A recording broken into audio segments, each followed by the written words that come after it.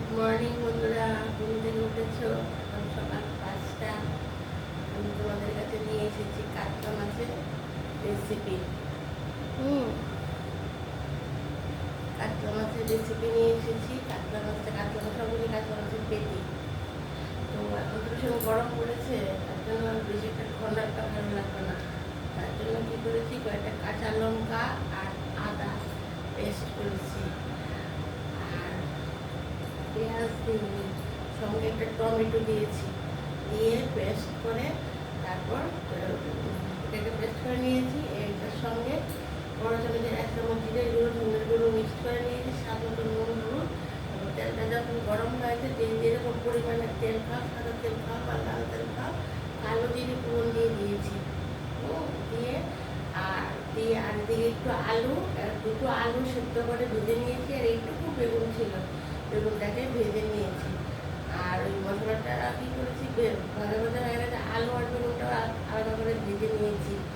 দিয়ে তারপরে একটু ঝোল দিয়ে দিয়েছি, আবার মাছগুলো ছেড়ে দিয়েছি। মাছগুলি ভেজে নিয়েছি, কড়া করে মোটামুটি কড়া করে ভেজে নিয়েছি মাছগুলো। বুঝতে পেরেছো? তাহলে কী দিয়েছি, কাঁচা লঙ্কা, আদা, এই 5-6টা কাঁচা লঙ্কা, আদা, আর এখানে মাছ আছে 8 পিস মাছ। তাহলে এখানে 5-6টা দিয়েছি, আদা দিয়েছি। আর যদি কেউ একটু লাল লাল খেতে চাই, আমি দিয়েছি, আমার ঘরে একটু লাল খাবে না, 1 চামচ গুঁড়ো লঙ্কা গুঁড়ো, মানে পেঁয়াজ ছাড়াটা হয়েছে, জিরের গুঁড়ো আর লঙ্কা, একটু আদা দিয়েছি, ধনে, সব কিছু দিয়ে তারপর তেলের মধ্যে ভালো করে মিক্স করে টমেটো দিয়েছি, আর কালো জিরে ফোড়ন দিয়ে মশলাটাকে ভেজে তারপর ঝোল দিয়ে দিয়েছি। তারপরে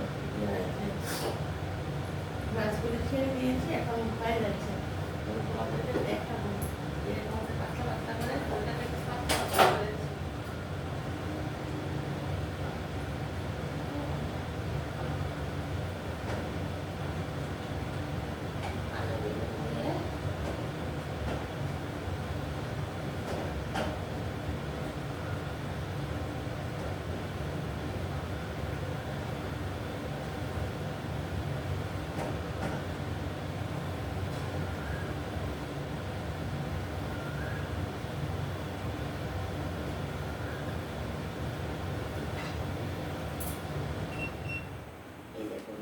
কালো জিরে ফোড়ন দিয়ে আলু টমেটো দিয়ে, হ্যাঁ, পাতলা ঝোল, কাতলা মাছের পাতলা ঝোল।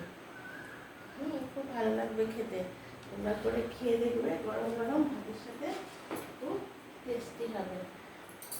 বুঝতে পারছো?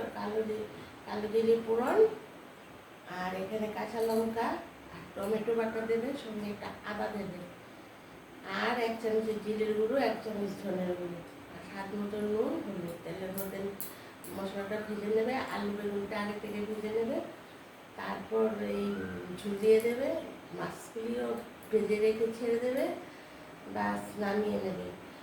তারপরে একটু ঝুলটা যখন বেশি টানবে না, মানে ফুটো উঠবে, মাছের গন্ধটা বেরোবে, নামিয়ে নেবে। গরম গরম একটা পাতলা পাতলা ঝুলটা থাকবে। আর কাঁচা লঙ্কার সঙ্গে তোমরা ঝাল যদি খাও তাহলে একটু গুঁড়ো লঙ্কা দিয়ে দেবে, গাছ দেখবে গরম গরম ভাতের সঙ্গেও অসাধারণ লাগবে। কীরকম লেগেছে বন্ধুরা? ভালো লেগেছে? ভালো লাগলে তোমরা আমাকে অবশ্যই একটা সাবস্ক্রাইব করবে, তাহলে এরকম নতুন নতুন অনেক রেসিপি তোমাদের কাছে।